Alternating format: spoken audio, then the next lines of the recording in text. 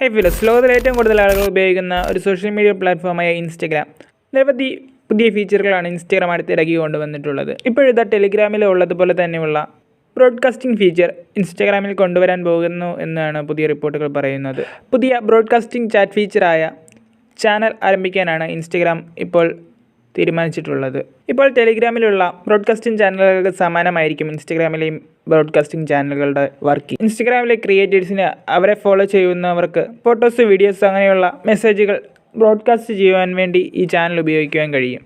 നിങ്ങളൊരു Instagram broadcast ചാനലിൽ join ചെയ്യുകയാണെങ്കിൽ അതിൽ വരുന്ന മെസ്സേജുകൾ നിങ്ങൾക്ക് കാണുവാൻ സാധിക്കും. എന്നാൽ നിങ്ങൾക്കതിന് ഒരു രീതിയിലുമുള്ള റിപ്ലൈ അയക്കുവാൻ സാധിക്കുന്നതല്ല.